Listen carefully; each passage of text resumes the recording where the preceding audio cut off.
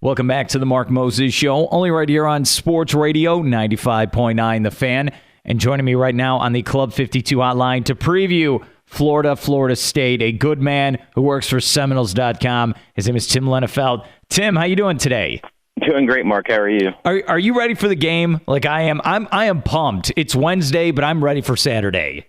I am, man. I'll be a little more pumped by about maybe 6 o'clock tomorrow after Thanksgiving's over and done with. I want to make sure I give Thanksgiving its due before I move past it. Yeah, it's a good point. But before we get to the game, I want your thoughts on Boston College. I know you were there at the stadium. Was that ugly on the field with the rain?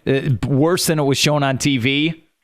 Yeah, man, it was pretty wild. It was just sort of a steady downpour. Field conditions, as always, with that kind of weather can be tough. And then between that and the wind and everything, it just made for kind of a sloppy.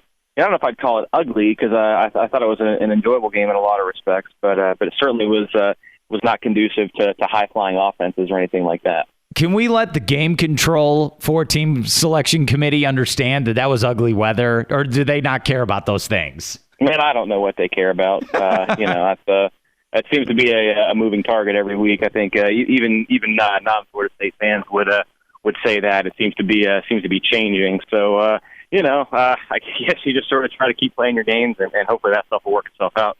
You go back to the game on Saturday, and Rashad Green catches a pass over the middle, and then it looks like he hurt his hand. He's got to go to the locker room. Was that stadium pretty quiet when number 80 had to leave the field?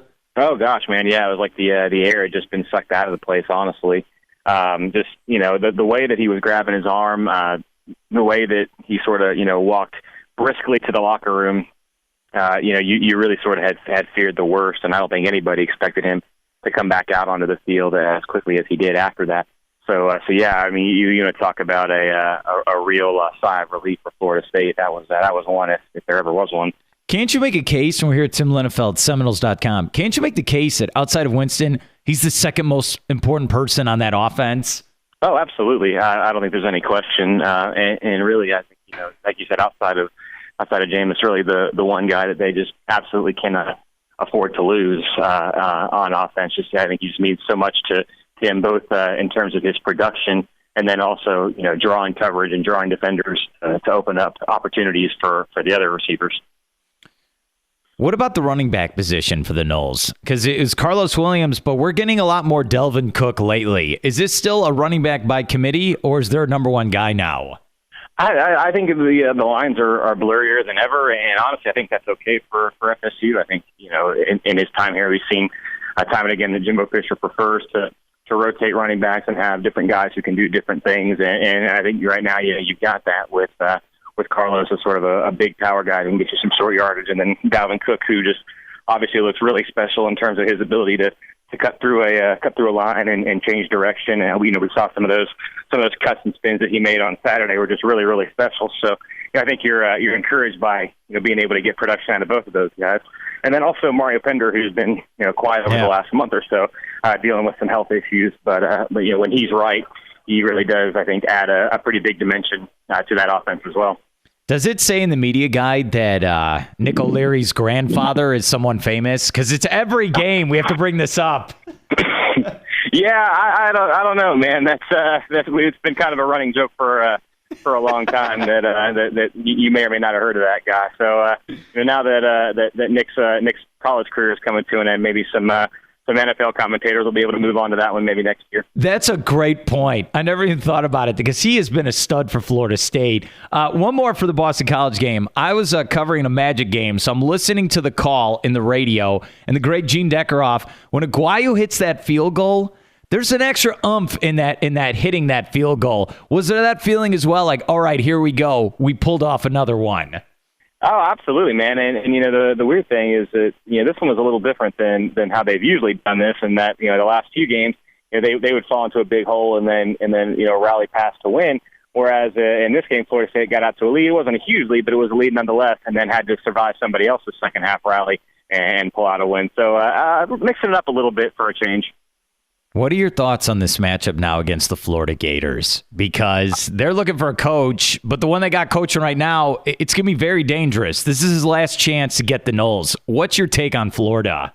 Yeah, man, I think that, they can kind of almost sort of follow the Boston College blueprint, if you will. And, they're different teams with different athletes, but I think in terms of what they want to do offensively, which is, run the ball a ton, control the clock, limit possessions for Florida State's offense, I think Boston College did that effectively, and I think that's what Florida's going to try to do as well. And the truth of the matter is, neither of those teams obviously has been invincible.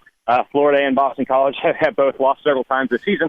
But what they do well, I think, sort of plays to maybe some of Florida State's weaknesses.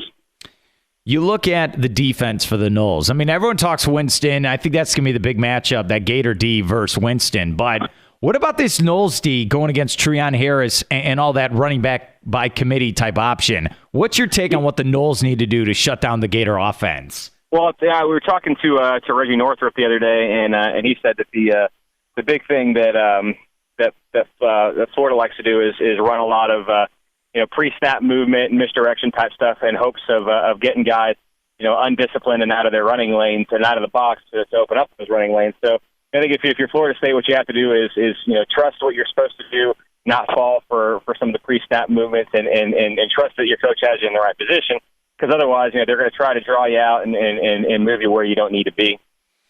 All right, let's go to the offense then. Is Winston just the difference? It's just his special ability that's going to be the difference for this Noles offense? He definitely is what makes it go, and I think he's the swing factor in any close game, and Florida State has been in several close games, and yeah, man, I mean, I think that's sort of the benefit of having a Heisman Trophy best player in college football in your back pocket, is that when games are tight and things are on the line, he's the difference maker. And yeah, man, I would expect that again, absolutely. Do you feel like the offensive line doesn't get enough credit? I know they're not putting up 50 points a game, but I think they've done a phenomenal job. What about you? Well, I think the biggest development has just been the fact that, since they made that switch against Miami, moving Cameron Irving inside and Roderick Johnson to left tackle, the freshman, it seems to have elevated everybody's game. Florida State actually published some of the offensive line grades in their pregame notes earlier this week, and it turns out that just about everybody has either had a season-high grade or a career-high grade. Just about everybody's playing better now since they made that switch 3 games ago than they were before, which is obviously an encouraging development, maybe an unexpected development with a senior left tackle, but moving inside. But it's still, I think at this point we're just trying to win games and get to a national championship game. Whatever works is what you're doing. Well, I know it's going to be senior day, last home game of the season. Is there that feeling there, like maybe not only the seniors' last day, but maybe there's some rumblings this could be Winston's last home game as a Seminole? Well, it's hard to say, but I think, just pretty much ever since he arrived on the scene, there's been speculation that he would only be here for 2 years. But who knows, man? I mean, he's insisted all along. And the last time that he spoke publicly about it, he said that he wanted to stay at least for another year and get his degree. And we haven't heard him speak on that yet. Speak on that since then. So yeah, man, it's hard to say. But if you were a Florida State fan and wanted to be safe, I'd want to be here just in case. Yeah. All right. You had Burt Reynolds last week. What's this time? How are you going to trump that one, my friend? Oh, Lord, man, I don't know. That's a tough one, man. he's a tough one to beat. Oh, man. Oh, so we're keeping it quiet. I like that because you work for Seminoles.com. We're here with Tim Linafelt. Do you feel like when you go back to, you were talking earlier about the 4-team selection committee, do you feel like the Noles need to win this game and they need to put up a lot of points, make a statement? Is this one of those games? It's a statement game. They need to show the rest of the country. I think they would help themselves in a sense that I think it would make the public feel better. It would make their fans feel better. But I don't know they need to in terms of their playoff positioning. I think as long as Florida State keeps winning, I think they'll be fine in terms of the playoff. And whether or not that should even be the case, is probably another argument for another time. But I don't think that the committee is going to keep a 14-0, defending national champion Florida State team out of the 4-team field. They might not be number 1, but I think they'll be among the 4. All right. You've been around this rivalry for a long time, Florida State. What's your favorite game covering it for the Noles, in your opinion? Favorite one that I've covered? Mm-hmm. Well, probably the 2010 game, Jimbo Fisher's first year. I guess I can't remember if it was my 4th or 5th year covering the program, but it was the first time that Florida State had beaten Florida, certainly since I've been around, and first time in, I want to say, 6 or 7 years. And yeah, man, it was kind of Florida State had already lost 3 games that season. They were on the way up, but they weren't, quite the elite program that they are now. But just kind of the cathartic release that took place in Doak Campbell Stadium that day, the energy that came from finally beating those guys, finally snapping that 6-game losing streak, it really led to kind of a buzz at the end of the game in that stadium that I don't know has been matched since. That's a good point. Oh, man, it's unbelievable. And then the ACC championship game, are you guys even looking there yet, or it's just let's get through the Gators first? Well, I can look there because I'm not playing. But yeah, man, again, I think that the Georgia Tech is kind of similar to what we were saying before in terms of being able to run the ball and control the clock and limit those possessions. I know I sound like a broken record on that. Yeah, you're fine. But again, I think that might be your best bet to beat Florida State, and I think that's what Georgia Tech does pretty well. Unbelievable. I can't wait for the game. You think we're going to get high scoring or a low scoring slugfest? I think somewhere kind of in between. I could see somewhere in the mid-20s. I can't wait. I think we're going to have a ball game. It's going to be fun. His name is Tim Linafelt with Seminoles.com. Thank you so much for your help all season, and you have fun with your family on Thanksgiving, all right? I appreciate it, Mark. Thank you.